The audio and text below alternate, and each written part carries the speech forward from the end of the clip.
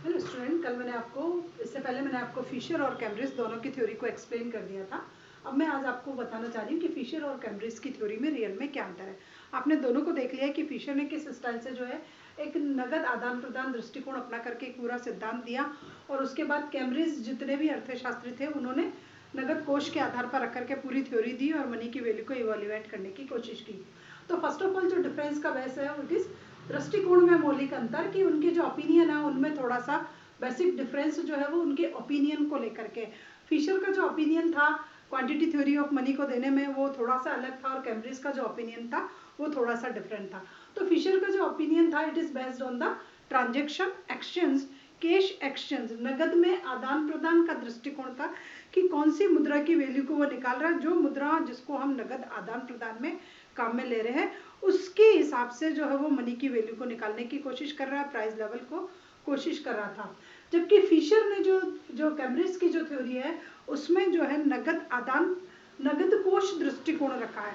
नगद कोष दृष्टिकोण मीन्स जो कैश आप नगद में रखते हो, अपने पास सेफ रोप पे रखते हो, उसके बिहाफ पे जो है वो मनी की वैल्यू को इवेल्युएट करने की कोशिश की है। तो there is quite difference between their opinion. इसका ओपिनियन आदान प्रदान को लेकर के था कि मुद्रा जो आदान प्रदान में काम में आती है उसके हिसाब से फिर मनी की वैल्यू को इवेल्युएट किया, और इससे जो लोग धन को संचित कर करके रखते हैं उसके बिहाफ पर जो है वो मनी की वैल्यू को इवेल्युएट करने की कोशिश की। तो पहला डिफरेंस ये हो गया इनके उसको लेकर के, ये था दृष्टिकोण में मौलिक अंतर। आपको मेरा लिखा हुआ कुछ भी नहीं दिखेगा, बेसिक प्रॉब्लम मेरी हैंडराइटिंग में, इसलिए मैं बोल देती हूँ, लिखना चाहते हो तो लिख लीजिए, समझना चाहते हो आपकी इच्छा है। दृष्टिकोण में मौलिक अंतर है। फिशर का जो दृष्टिकोण था वो आदान प्रदान, नगद आदान प्रदान का दृष्टिकोण था, जबकि कैम्ब्रिज का जो दृष्टिकोण था वह नगद कोष दृष्टिकोण था। इसने नगद कोष दृष्टिकोण के आधार पर मुद्रा के जो है मूल्य उसको निकालने की कोशिश की, जबकि इसने नगद आदान प्रदान दृष्टिकोण के आधार पर मुद्रा के मूल्य को निकालने की कोशिश की। सेकेंड आता है मूल्य स्तर में परिवर्तन का घटक, कि कौन सा फैक्टर इतना पावरफुल है जो आपके प्राइस लेवल में चेंजेस करता है। तो इन दोनों के अकॉर्डिंग वो भी बिल्कुल डिफरेंट था। अकॉर्डिंग टू फिशर जो मनी की सप्लाई है, मुद्रा की जो पूर्ति है, वो पावरफुल जो है फैक्टर्स होता है या कंपोनेंट्स होता है जो प्राइस लेवल को चेंज कर देता है। जबकि अकॉर्डिंग टू कैम्ब्रिज जो है डिमांड ऑफ मनी, मुद्रा की जो मांग है वो पावरफुल फैक्टर होती है, और टोटल जो प्राइस लेवल में जो चेंजेस होता है वो डिमांड ऑफ मनी के बिहाफ पे होता है, मुद्रा की मांग के आधार पर जो होता है वो सारा का सारा होता है। आप चाहो तो इंग्लिश लैंग्वेज में कहो तो मैं उसमें भी एक्सप्लेन कर सकती हूँ, हिंदी में चाहो तो हिंदी में कर सकती हूँ। तो डिमांड ऑफ मनी जो है वो पावरफुल फैक्टर होता है, वो प्राइस लेवल को चेंज करता है। मुद्रा की मांग जो है वो एक महत्वपूर्ण घटक है, और वो कीमत स्तर में परिवर्तन लाने में अपनी सक्रिय भूमिका निभाती है।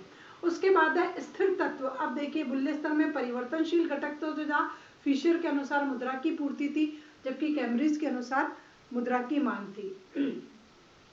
अब स्थिर तत्व, फिशर ने किसको स्थिर तत्व माना?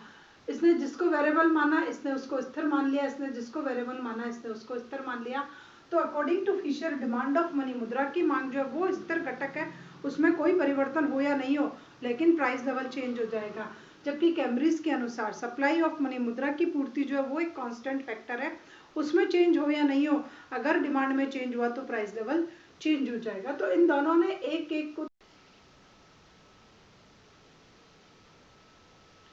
तो यहाँ पर हम इसका डिफरेंस देख रहे थे कि स्थिर तत्व किस किस को माना है। तो यहाँ पर देखिए कि फिशर ने जो स्थिर तत्व माना है वो माना है मुद्रा की मांग को, कि रियल में डिमांड ऑफ मनी जो है वो एक कांस्टेंट फैक्टर है, वो बिल्कुल क्या रहेगी, कांस्टेंट रहेगी। और जबकि इसने माना है कि मनी की जो सप्लाई है वो कांस्टेंट रहेगी। तो इन दोनों के जो फिक्स्ड फैक्टर्स है उसको लेकर के भी दोनों के ओपिनियन जो है वो बिल्कुल अलग अलग है। फिशर का जो सिद्धांत आपको बता रहा है वो बता रहा है कि रियल में जब प्राइस लेवल को कैलकुलेट किया जाता है तो डिमांड ऑफ मनी को कांस्टेंट मान लिया जाता है, वो इतना पावरफुल फैक्टर नहीं होती है कि वो किसी कंट्री में प्राइस को चेंजेस कर सके। जबकि सप्लाई ऑफ मनी जो है उसको जो है इसने कैम्ब्रिज ने जो है वो कांस्टेंट माना है। उसके अकॉर्डिंग अगर सप्लाई ऑफ मनी में चेंजेस हो गया तो रियल में सप्लाई ऑफ मनी जो है वो एक कांस्टेंट फैक्टर है, उसके थ्रू जो है वो किसी स्टाइल का कोई चेंजेस नहीं होता है। प्राइस लेवल में सप्लाई ऑफ मनी को इसने कांस्टेंट मान लिया। नेक्स्ट आता है समय के साथ संबंध, कि इन दोनों थ्योरी का टाइम के साथ क्या लिंक है। तो Fisher theory is based on long term, जो है फिशर का सिद्धांत जो है वो दीर्घकालीन सिद्धांत है ये, और जबकि इसकी थ्योरी जो है वो अल्पकालीन सिद्धांत है। इसमें अल्पकालीन का मतलब फास्ट रिजल्ट देने वाली है, जबकि इसकी जो सिद्धांत है वो एक लंबे समय में जाकर के उसका रिजल्ट देती है। तो it is related from the duration of time and it is related from the point of time. इसका जो संबंध है वो एक समय अवधि से, एक प्रॉपर पूरा एक चैनल चलता है, समय अवधि के बाद जाकर के चेंजेस होता है, जबकि इसका समय एक पॉइंट ऑफ टाइम पर है कि एक पर्टिकुलर टाइम पीरियड में क्या कंडीशन होगी आपके लिक्विडिटी प्रेफरेंस की और उस समय प्राइस लेवल क्या होगा। तो this is long term and this is short term, this is related from the duration of time and it is related from the point of time. ये एक पॉइंट ऑफ टाइम से related है। उसके बाद है मुद्रा की मात्रा, कि कौन सी मुद्रा की मात्रा को इसने लिया है। तो फिशर ने अपने सिद्धांत में नगद आदान प्रदान में मुद्रा की उस मात्रा का संबंध उस नकदी से लिया है जो नगद आदान प्रदान में काम में आती है। फिशर का मतलब मुद्रा की मात्रा से है तो उस मुद्रा की मात्रा से है जो नगद आदान प्रदान में काम में आती हो, जबकि कैम्ब्रिज की जो लिंक है तो कैम्ब्रिज ने मुद्रा की मात्रा का संबंध उस नकदी से रखा जो तरल रूप में हम अपने पास रख लें। तो इसमें भी थोड़ा सा डिफरेंस है कि ये मुद्रा की उस मात्रा को लेते हैं जो नगद आदान प्रदान ट्रांजेक्शन में काम में आती है, जबकि इन्होंने मुद्रा की उस मात्रा को लिया जो केवल मात्र तरल रूप में संचित कर करके रखी जाती है। उसके बाद आता है चलन वेग, वेलोसिटी। तो फिशर की थ्योरी में देख रहे हो आपने, उसी में वेलोसिटी थी, कैम्ब्रिज की थ्योरी में कोई वेलोसिटी नहीं थी। तो फिशर ने अपनी थ्योरी में कौन सी वेलोसिटी को लिया, क्रेडिट मनी की वेलोसिटी को भी लिया और उसने जो है आपकी जो आपकी लीगल करेंसी है एटलीस्ट उसकी वेलोसिटी को भी उसने इसमें इंक्लूड किया। तो चलन वेग पर इसने ज्यादा बल दिया, जबकि कैम्ब्रिज ने चलन वेग की उपेक्षा कर दी। उसने अपने थ्योरी में कहीं भी वेलोसिटी का कहीं कोई जिक्र ही नहीं किया। वेलोसिटी क्या होती है आप सब जानते हैं कि 1 रुपये कितने हाथों में होकर के ट्रांसफर होता है, it is known as velocity. उसको हम चलन गति कहते हैं कि 10 रुपये आलू वाले से समोसे वाले के पास, समोसे वाले से कस्टमर के पास, कस्टमर से ऑटो वाले के पास, ऑटो वाले से वापस कहीं और गया पेट्रोल वाले के पास, इस स्टाइल से।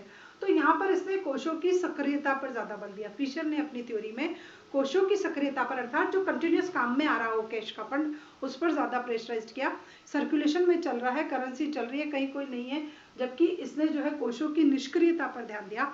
इसने अपनी थ्योरी को प्राइस लेवल को कैलकुलेट करने में उस फंड को ज्यादा इंपॉर्टेंस दी जो बिल्कुल निष्क्रिय है और एक जगह इकट्ठा होकर के बैठा हुआ है, चुपचाप स्टोरेज है, या तो आपकी सेफ में बंद है या फिर बैंकों में बंद है। तो इसने कोशों की निष्क्रियता पर अधिक ध्यान दिया।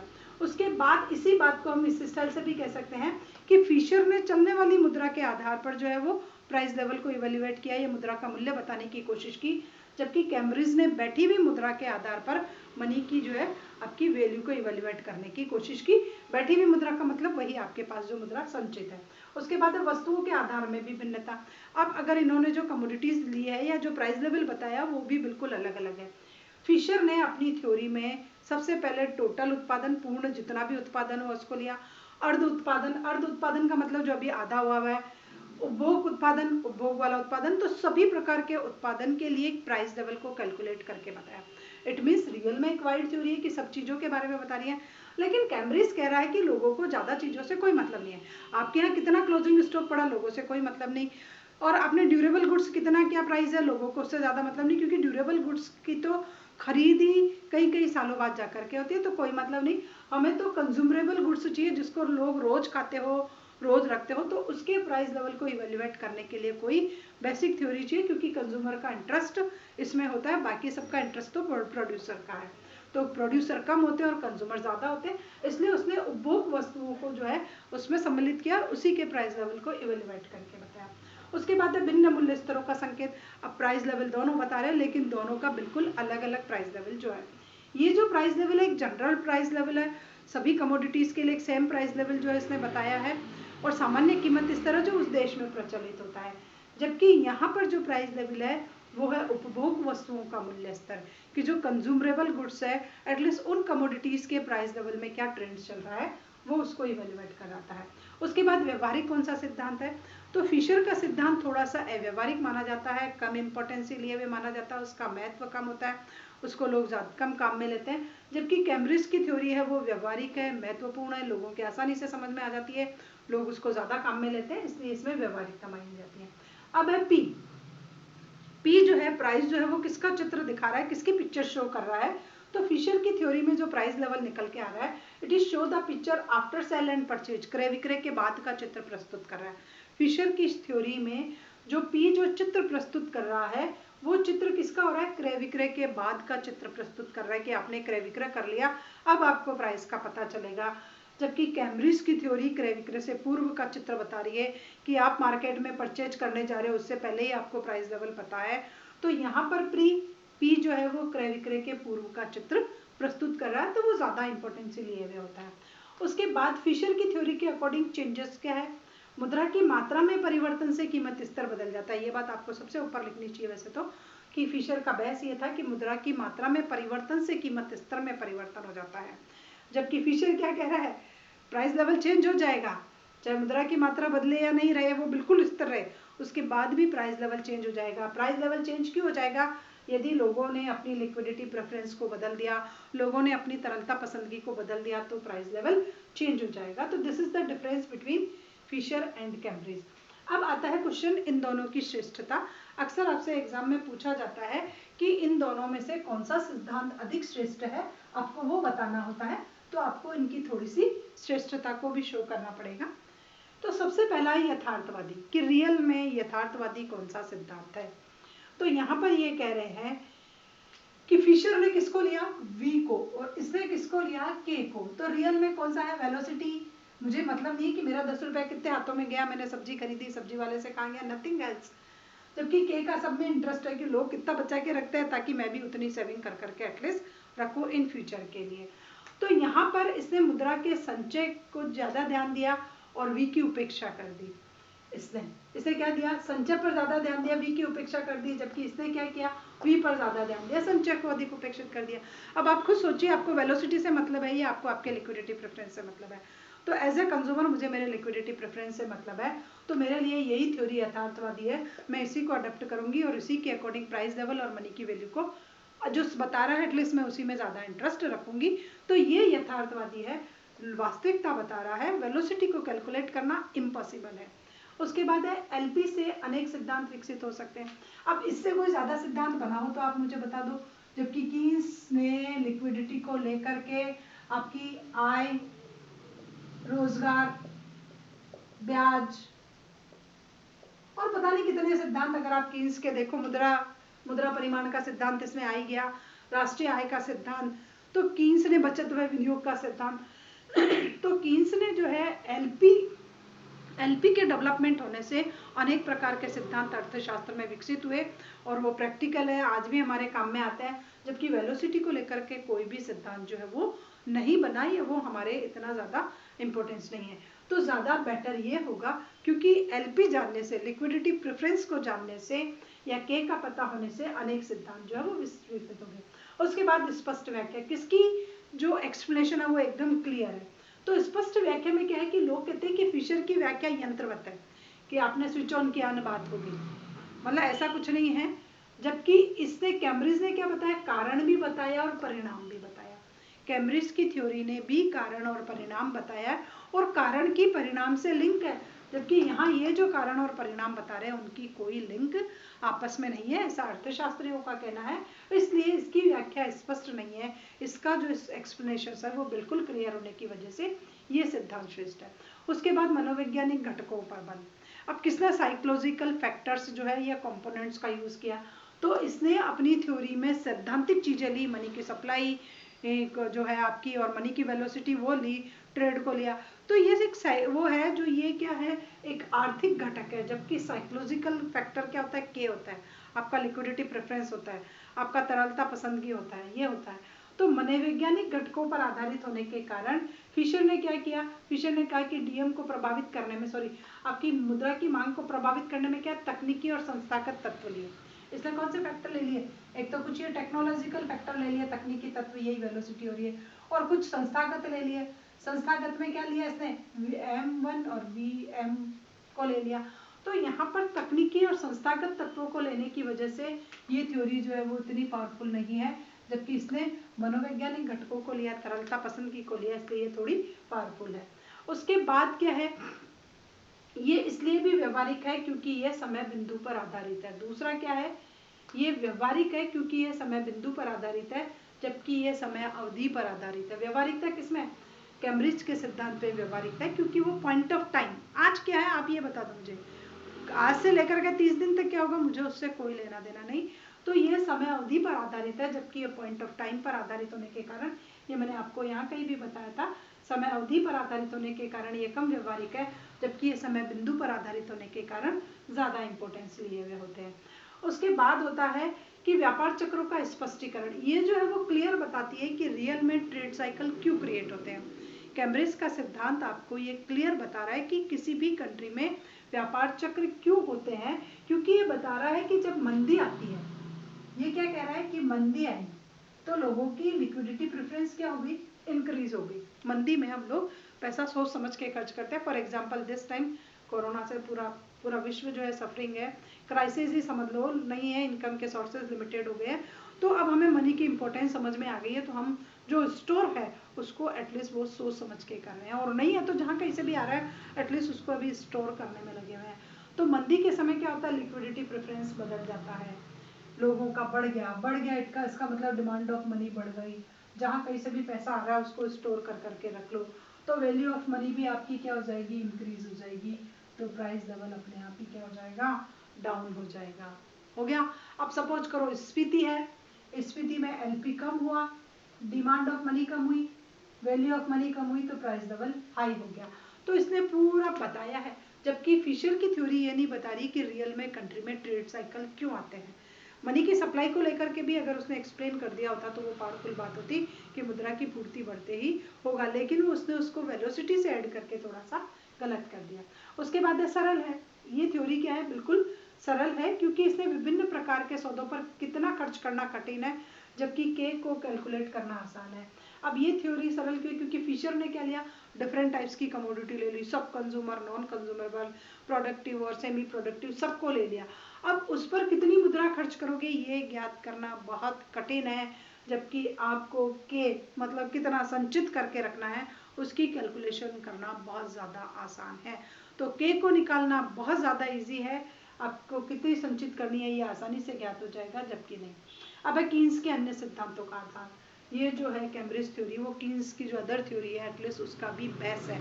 कीन्स ने इसके बिहाफ पर ही अदर थ्योरी को जो है वो इकोनॉमिक्स में दिया है, तो ये उसका बेस होती है। उसके बाद अधिक उपयोगी है इसके पी का चित्र, क्योंकि पी का चित्र क्रय विक्रय के पूर्व का है, जबकि इसका पी का चित्र क्रय विक्रय के बाद का है, तो ये ज़्यादा पावरफुल है। परचेज करने जाए उससे पहले ही अगर प्राइस पता चल जाए तो ज़्यादा बेटर है।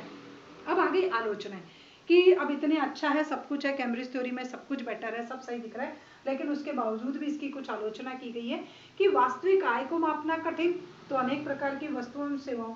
अब ये कह रहा है कि रियल में इसके हर थ्योरी में आप देखना वाई आया है, मैंने आपको बताया ना कि वाई आया था, के आर आया था और के टी आया था, ये था मार्शल, फिर पीगू और फिर रॉबर्टसन, तीनों ने अलग अलग को लिया, जबकि मतलब वही है, नेशनल इनकम, रेवेन्यू और ट्रेड।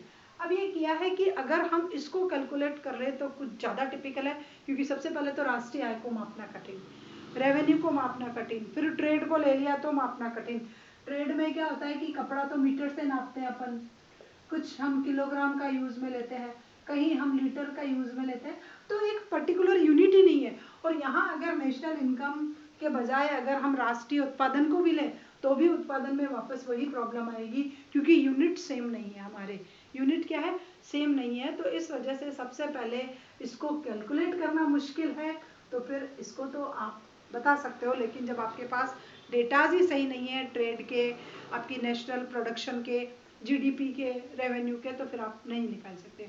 उसके बाद इसने ऋण निक्षेपों की उपेक्षा की है। फिशर किसको वेटेज दे रहा है, बस आपके पास जो नगद में है उसको, जो कोष आपके हैं, जबकि जो है ऋण निक्षेपों की उपेक्षा की है, केवल मात्र आपकी नगद जमा पर ध्यान दिया है कि मेरा बैंक में चालू खाता है या बचत खाता है तो वो करेंसी ठीक है, बाकी सबको इग्नोर कर दिया। जबकि एक क्या होता है कि देखो हमने लोन दिया, ये मैंने आपको क्रेडिट क्रिएशन में बताया कि जब मेरे नाम 1000 का लोन इशू होता है तो मुझे ये चेक बैंक में डिपॉजिट कराना पड़ता है। अब मैंने बैंक में डिपॉजिट कराया तो मैं एक बार में 500 विड्रॉल करती हूँ तो भी 500 बैंक के पास ही है, तो ये बैंक के पास है, इनको मैं विड्रॉल करने का राइट रखती हूँ, यह मेरा लिक्विडिटी प्रेफरेंस में आना चाहिए।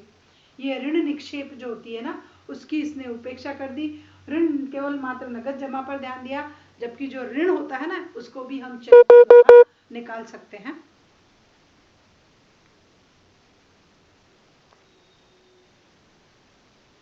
उसको भी हम क्या कर सकते हैं, चेक के द्वारा जो है वो विड्रॉल कर सकते हैं, तो ये इसने उसकी उपेक्षा की है, तो ये भी सही नहीं है।